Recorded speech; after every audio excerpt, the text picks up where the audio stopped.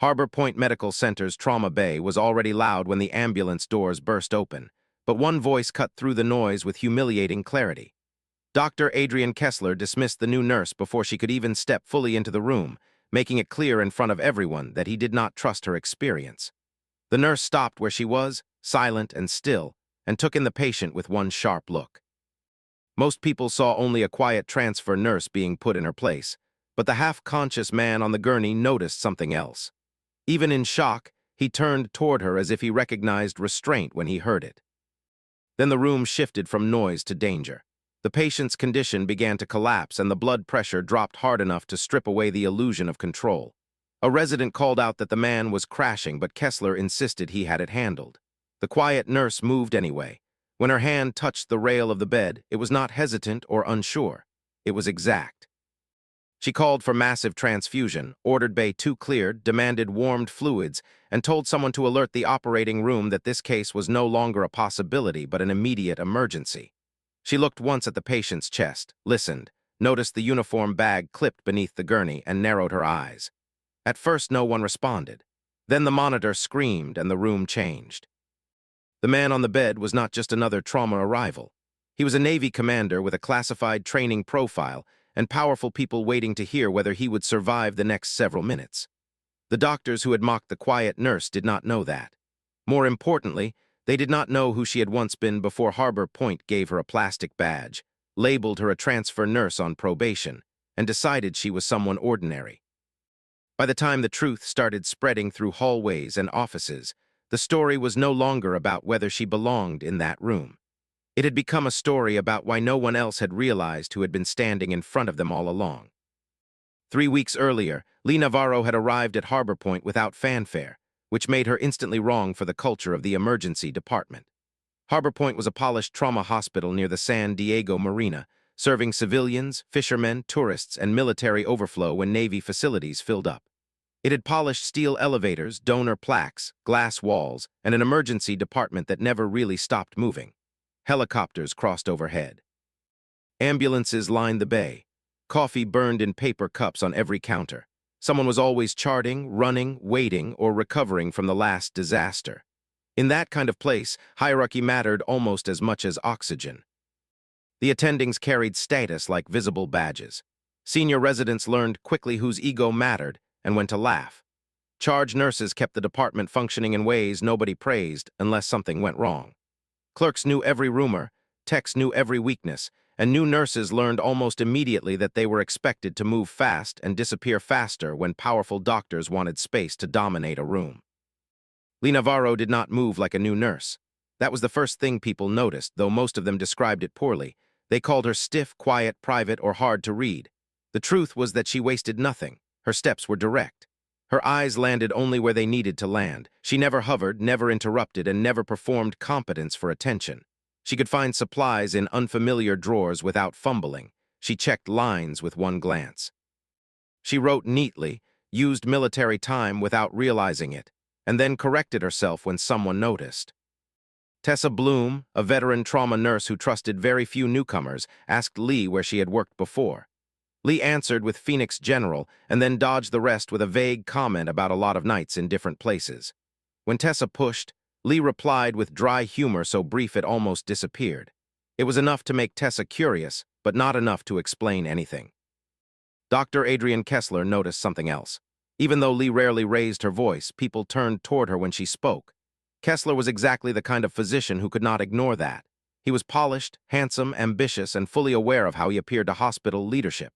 He was a senior emergency physician, a likely candidate for chief, and a man who treated authority as both identity and perfume. He cared about optics, metrics, and ownership of success. He also disliked anything that threatened his control of a room. On Lee's second morning shift, he watched her reset a trauma card in under 2 minutes without looking at the checklist. He made a cutting remark to a resident about transfer nurses from quieter hospitals mistaking efficiency for personality. The raise. Ident laughed because people like him always laughed when power invited them to. Lee said nothing. Somehow that irritated Kessler more than if she had defended herself. The mockery she received did not start as open cruelty. It started as culture, the polished kind that passes as acceptable because everyone has agreed not to call it by its real name. A resident asked if she had ever seen a real trauma case before assigning her something simple. Another doctor corrected a pronunciation she had not gotten wrong. A tech joked that she folded blankets like someone in the military, and when she went still for one strange second before continuing, he laughed harder because he thought he had found something amusing. Nurse manager Denise Holloway referred to her as a mystery hire and kept asking whether she was comfortable with the pace of a big city hospital. Lee answered none of it with anger. She answered with work. She caught a mislabeled lab before it went upstairs. She noticed a fractured wrist in a patient being prepared for discharge after a chest pain evaluation. She heard the wrong hiss in an oxygen regulator and changed the tank before the elevator doors even opened. She identified a pediatric airway supply problem that had been missed in repeated restocking and corrected it without attaching her name to the fix. People saw it. Then they acted as if they had not, because admitting what they were seeing would require changing the story they had already written about her. There were clues everywhere. A pale scar curved below Lee's left jaw. She wore an old black watch with a worn bezel nobody recognized. She avoided standing with her back to open doorways. She could tie a pressure wrap one-handed while signing for medication with the other. On breaks, she sat where she could see both exits and ate in short, measured intervals, as if she had trained herself to use time differently. During a thunderstorm, when the lights flickered and backup power kicked in, she quietly remarked that the generator had been late. When someone asked how she could possibly know what late sounded like, she answered that she had heard on time. Tessa noticed that and filed it away. Another day, a paramedic from Coronado saw Lee hanging fluids and froze for half a second when he recognized her name. Lee shut it down immediately by telling him he had the wrong person. He left without pressing, but Tessa noticed that too. By the end of Lee's second week, the department had split into two camps. One thought she was merely competent and private. The other, led by Kessler, considered privacy suspicious. In a place where status was performed loudly, silence looked like defiance to insecure people. Kessler began testing her. He questioned her charting in front of residents, reassigned her from critical cases to overflow, and then complained she lacked visibility, interrupted her handoffs, and tried repeatedly to imply she was not suited for the pace of Harbor Point. During one crowded shift, he handed her a stack of lab printouts and suggested that if she needed more time to adjust, they could move her somewhere slower. Lee took the papers, reviewed them once, and calmly pointed out that the charts were not even for her patients. The mistake was obvious. For one long beat, the room went silent. Kessler smiled the dangerous kind of smile people wear when humiliation lands in public and they decide to settle it later. That was the moment he truly decided he did not like her. The emergency that exposed everything began on a Thursday evening, just as day shift overlapped with evening shift, and everyone was already tired enough to make bad assumptions. The Marine layer had rolled in over the city. The hospital was full. One bed was waiting on discharge. Ambulances were backed up outside, and the emergency department was stretched thin. Lee was restocking an airway drawer when the radio call came in announcing a multi-casualty Marine training incident off Coronado. 5 patients were inbound, 2 were critical. One had been unresponsive at the scene and had regained a pulse. Everyone moved. Kessler immediately assumed command with the posture of a man who believed the emergency itself had arrived to confirm his importance. He assigned bays, claimed the visible role, and pushed Lee into support. The second update tightened the room even further. One incoming patient had been identified as an active-duty Navy commander with chest trauma, hypotension, reduced breath sounds, and possible internal bleeding. Air transfer had been diverted because of weather, so ground transport was bringing him in. Kessler's posture changed, not because of clinical concern alone, but because he understood the political significance of the patient. Lee prepared supplies without comment, but Tessa noticed she had gone pale. When asked if she was all right, Lee brushed it off with a short remark about Marine accidents getting crowded. It did not sound like tea. He whole truth. The ambulances arrived minutes later, bringing patients in rapid sequence. The commander came through flanked by medics and corpsmen, broad-shouldered even under blankets, bloodless in the face, oxygen mask fogging with shallow breaths. One side of his tactical jacket had been cut open. The corpsman running beside the gurney identified him simply as commander. Kessler stepped in front as if stepping into a spotlight. Lee moved toward the rail and asked about mechanism. The transport medic began explaining that the patient had been thrown into a console during a high-speed boat collision during training extraction and had deteriorated during transport. Kessler cut across Lee, making it clear he had been the one asking. Lee stepped back, but not before quietly noting a possible obstructive component. Kessler dismissed her and made a remark about keeping the transfer nurse from turning the case into a television show. A resident laughed. The corpsman did not. Inside a real crisis, nothing feels cinematic. It comes in fragments, taped tears, numbers are shouted, plastic crackles, shoes squeak. Someone demands blood pressure, someone asks for imaging, someone starts to panic but hides it inside speed. Commander Ethan Cole's pressure continued to fall as they transferred him onto the trauma bed. Kessler focused on the obvious: impact, bruising, shallow respirations, blood loss. It was not a foolish read, but it was incomplete. Lee saw what he was missing. The neck veins were wrong. The chest rise was off in a way that did not support the easiest conclusion. The pulse pressure was narrowing. The patient's hands were cool in a way that did not match the room. Most of all, every breath he took told a slightly different story than the one Kessler was following. Lee moved around the far side of the bed and asked the transport medic whether the patient's pressure had improved at all with position changes during the ride. The medic answered immediately that there had been a brief improvement after elevation. Kessler heard the exchange and snapped at her to stop freelancing and chart. Lee, still calm, pointed out that the patient might be compressing. Kessler refused to call tamponade based on what he dismissed as a hunch. Lee answered that it was not a hunch. He told her that anything coming from her counted as one. The insult landed harder than the earlier ones because now everyone heard it clearly. This was no longer about medicine. It was about hierarchy and contempt. Commander's pressure fell again. Lee said he was crashing, and when Kessler answered that he already knew that, she corrected him with lethal calm and made it clear that this deterioration was happening now. Kessler shoved the ultrasound probe toward a resident, who fumbled the image, lost the view, swore, and failed to produce anything usable. Commander Cole coughed, opened his eyes briefly, and looked directly at Lee with a spark of recognition that should have been impossible. He tried to speak under the mask. Nothing came out. The waveform narrowed. Lee reached over and hit the trauma activation button herself. Everything stopped for a fraction of a second. That button escalated the case immediately, summoning backup, prioritizing blood products, alerting surgery, and pulling in additional support.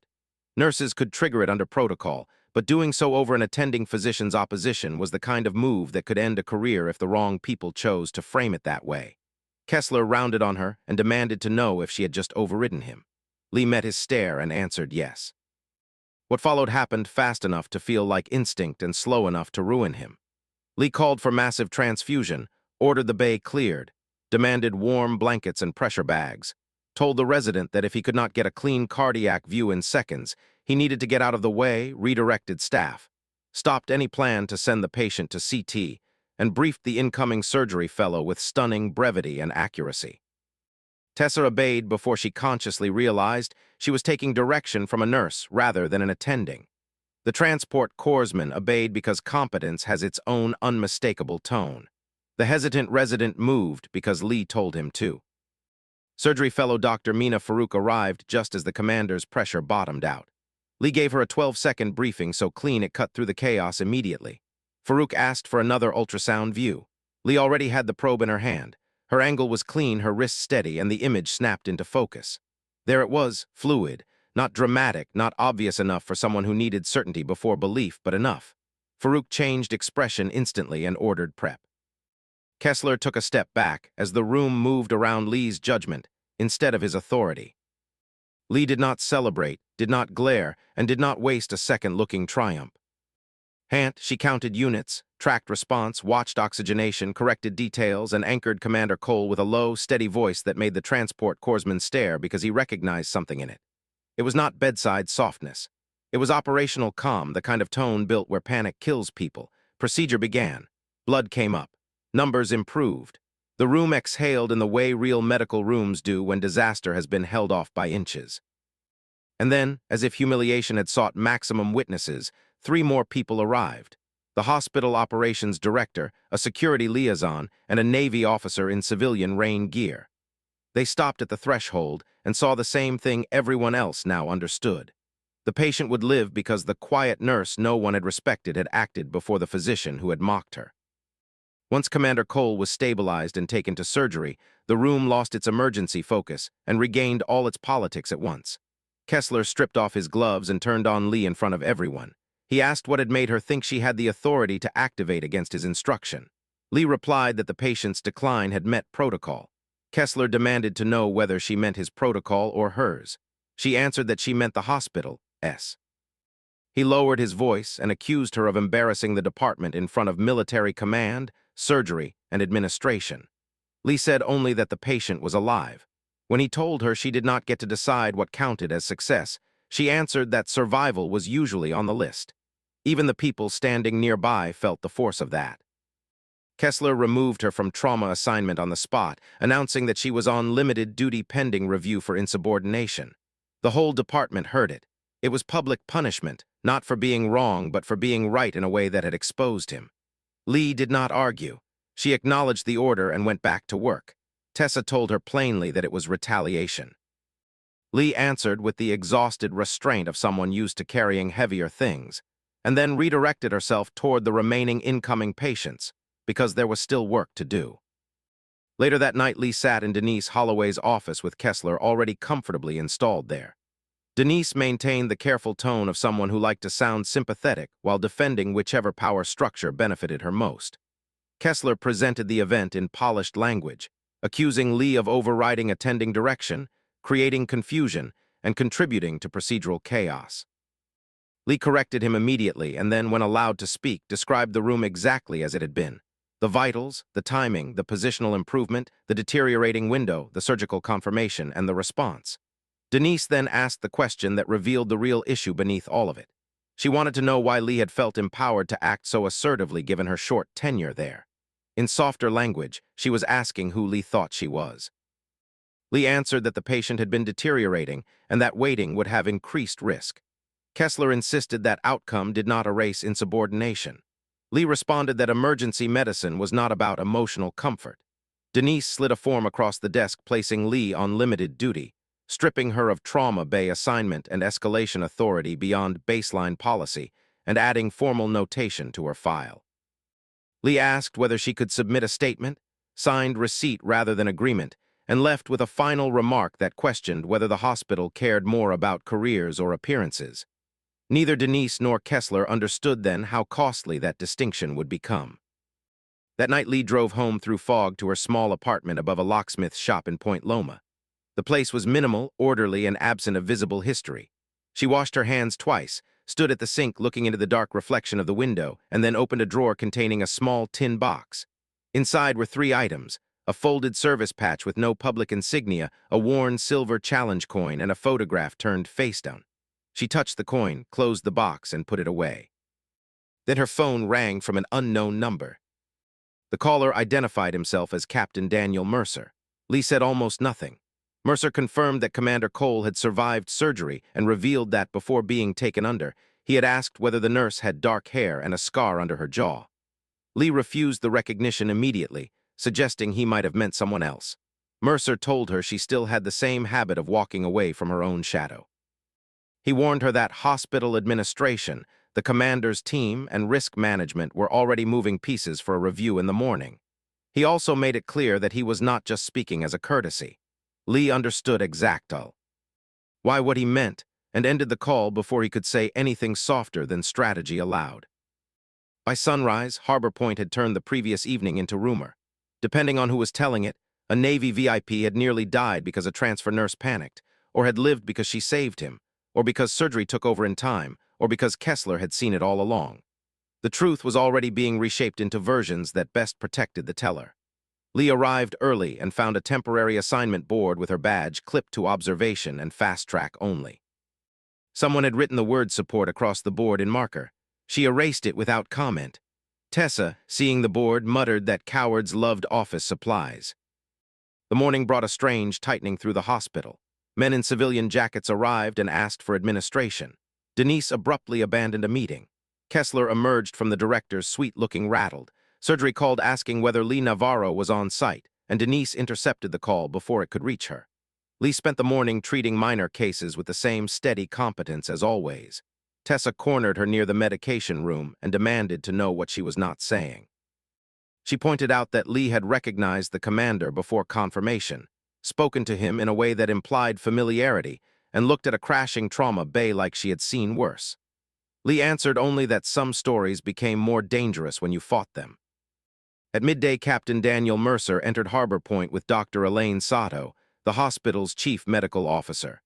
Mercer wore a civilian suit that did not hide the discipline beneath it. He asked for timelines, logs, corridor footage, medication times, trauma activation records, and documentation. He reviewed EMS intake and security video, spoke to the transport corpsmen, requested statements from involved staff, and quietly excluded Kessler from controlling the process despite Kessler's attempts to insert himself into the review. Mercer and Lee briefly made eye contact across the nurses' station, but neither acknowledged anything. Tessa saw that and understood that whatever linked them was real. In a consult room, Kessler attempted to narrate the event in his own favor, describing uncertainty, evolving conditions, and the regrettable overreaction of a new nurse. Mercer listened and asked only one carefully placed question. At what exact time had Kessler suspected cardiac compression? Kessler answered too quickly that he had suspected it before activation. Mercer, referencing the records, noted that multiple witnesses placed Kessler objecting to the concern after activation instead. Denise attempted to smooth it over as the product of memory distortion under pressure. Mercer answered that trained people did not misremember rooms like that in ways that accidentally flipped authority and intervention. The temperature in the room dropped. Mercer interviewed Nolan Pike next. Under pressure, Nolan admitted that Lee had not appeared uncertain and had in fact been the clearest person in the room. Tessa's interview was even more direct. She told Mercer bluntly that she had seen an attending defending his pride and a nurse choosing the patient over politics. She also said that Mercer had entered the hospital like he already knew Lee's name mattered. Mercer asked whether she cared what happened to Lee, and when Tessa admitted that she did, he answered only that it was good. It was not enough explanation, but it was enough to confirm that something larger was unfolding. Later that afternoon, Commander Ethan Cole regained enough consciousness to speak. Mercer was at his bedside when Cole asked again for the nurse. After confirming that the nurse had dark hair and a scar, Mercer gave him the name Lee Navarro. The name struck Cole like a current through memory. He whispered a single word, Sable. The intensivist in the room did not understand it, but Mercer did. For the first time that day, visible strain broke his composure. He explained quietly that the wrong people had been disrespecting the wrong nurse. At 5 that evening, a formal review meeting convened with administration, legal, clinical leadership, involved staff, and Mercer present. Lee arrived in plain Navy scrubs with her limited-duty notice folded in her pocket. Dr. Sato opened with protocol, outcome, and timeline. Commander Cole remained stable after time-sensitive surgical intervention. Trauma activation had been appropriate. Initial review found no evidence that Lee had created delay or confusion. That should have been enough, but Kessler still attempted to defend himself by reframing the issue as chain-of-command integrity. He argued that newly transferred staff could not be allowed to make unilateral high-level decisions simply because they felt confident. Lee answered that chain of command existed to support patient care, not replace it. When Kessel R. suggested that her argument assumed her judgment outranked the attending physicians, Lee replied that it had not outranked his judgment. It had corrected it. Witness statements were reviewed. Tessa described the room. The transport medic confirmed Lee's question about positional improvement before imaging had been pursued. Nolan, under pressure, admitted she had been the clearest person there. Security footage, though silent, showed the exact moment of visible deterioration and Lee's activation. Then Dr. Sato introduced a second matter. Mercer had provided context relevant to the staff's evaluation of Lee's judgment under pressure. What followed shattered the assumptions that had protected the hospital's treatment of her. Mercer placed a slim folder on the table containing redacted service transfer records, an RN transition file, and a federal medical liaison letter stating that Lee Navarro, before civilian practice, had served in a specialized tactical medical capacity attached to Naval Special Operations under restricted classification. The operations themselves remained redacted. They did not need details. The dates, commendation language, and endorsements said enough. Lee's civilian licensure and trauma qualifications had been properly disclosed to Harbor Point, but the classified aspects of her past had not been public information. Mercer made it clear that concealed expertise became extremely relevant once people began labeling competence as arrogance. Denise objected that military commendations were not part of credentialing criteria. Mercer answered that punishing a nurse for saving a commander whose deterioration she recognized before the attending did was far more irregular. Dr. Sato asked whether Lee had once been known by a call sign used operationally by attached teams. Lee's jaw tightened, and Mercer answered for her that she had. Before the question could go further, the conference room door opened. A recovery nurse announced that Commander Cole was asking specifically for Mercer and Lee. The walk to recovery felt unreal. Lee moved with her usual control, but now even her stillness looked different to the people around her. No longer did it seem like reserve. It looked like impact management. Commander Cole lay propped up in monitored recovery, thinner and still pale but unmistakably present. The instant Lee entered, he recognized her. She told him he should be resting. He told her he had thought it was her. Their exchange was brief, low, and loaded with a history no one else in the room could fully understand. Mercer asked him, for the record, to identify her in his own words. Cole looked only at Lee and whispered the name Sable. That single word landed harder than any speech could have. Commander Cole then explained, in pain-broken phrases, that she had once saved his team on a Blackwater extraction off Basilan after their medic went down. He said she had taken command, held 6 men together through the storm, and brought them home. Then he gave the clearest evaluation of all. If Lee Navarro said a patient was crashing, people needed to move. The room fell into a silence nobody there would ever forget. After that, the earlier clues became unbearable in hindsight. The watch, the posture, the exits, the meals, the voice, it all fit. Dr. Sato asked Commander Cole whether Lee's prior tactical medical experience had been directly relevant to the emergency intervention in Trauma 2. Cole answered that if he had known she was in the building, he would have requested her before the ambulance doors even opened. Kessler tried one last defense, arguing that prior field experience did not place her above civilian attending authority. Lee finally turned to him and agreed that it did not. Then she added that it placed her under the same duty every clinician there had, to act when delay risked a life, and that the difference was simply that she had recognized the duty sooner. Mercer told Kessler softly to stop. Kessler stopped. Commander Cole, noticing that the moment was costing him too much energy, was checked by Lee with the same practical firmness she had used in Trauma. When he asked if they had written her up, her silence answered for her. He promised in his own way that he did not forget people who brought him back. Lee told him to prove it by recovering. Then she gave the recovery nurse 2 calm post-operative observations and stepped back. The truth had entered the building. What remained was procedure. At the next formal review, Dr. Sato opened with findings, not emotion. The trauma activation had been appropriate. Lee had acted within hospital escalation protocol. Kessler's documentation contained discrepancies against charted times, witness statements, and security sequence. Lee's limited duty restriction had been imposed before review and would be rescinded immediately. A retaliation inquiry would begin that night. Denise's strategy shifted at once towards soft PHR. Asses like communication breakdown under stress. Lee refused to let that language stand. She stated plainly that this had not been a misunderstanding. Kessler had heard her concern, dismissed it, and then punished her publicly for acting on protocol. She added that if the event were reframed as mere miscommunication, the same thing would happen again to someone quieter and less protected by evidence.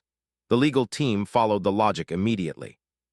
Questions then pinned everyone to record. Who had written the limited duty recommendation? Who had approved it before full review? Whether any clinical deficit justified it? Whether Lee's prior evaluations showed concerns? Whether dismissive remarks had been made before the incident? Tessa confirmed they had.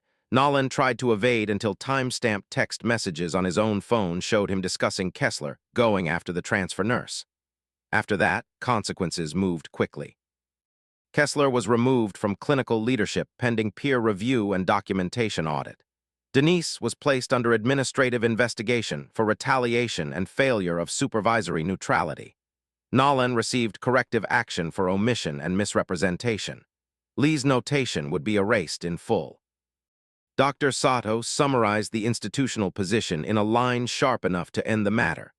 Harbor Point intended to hold physicians accountable when they retaliated against nurses for making correct judgment calls under pressure. News traveled through Harbor Point faster than any memo could.